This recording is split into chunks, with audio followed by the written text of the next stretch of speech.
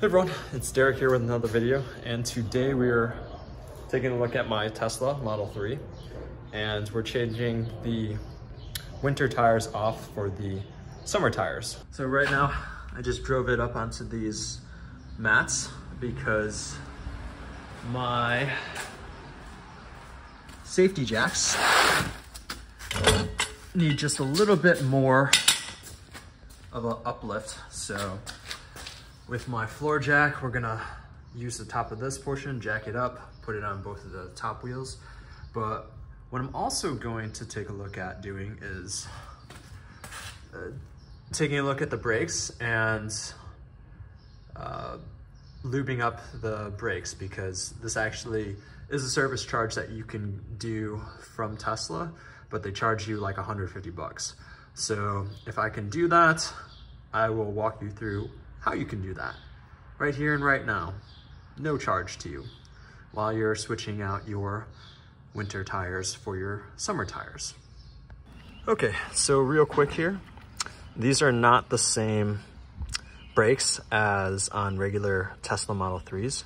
So on the Performance specifically, there are Brembo brakes on them.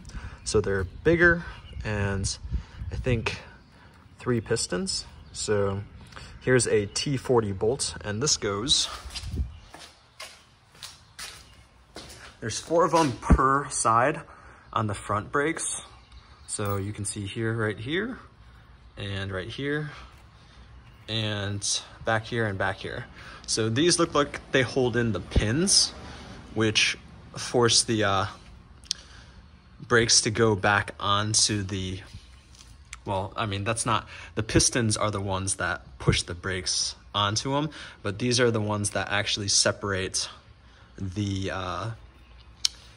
they make them not float on the caliper. So these are the ones that I'm actually taking out and lubing, because the pin is not on these ones. So I have to look online to see if this is how you do the maintenance for them. But what I'm doing is I'm cleaning off this portion here, and then I am lubing up this side here, which looks like it has a bit of residue.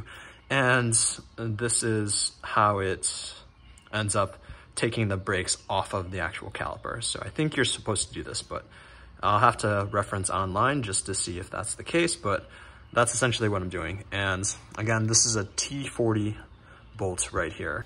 I've not even taken a look at the rears just yet. So I'm just doing the fronts right now, and then I'll take a look at the rears in a second. Okay, just taking a quick look at the rears right here.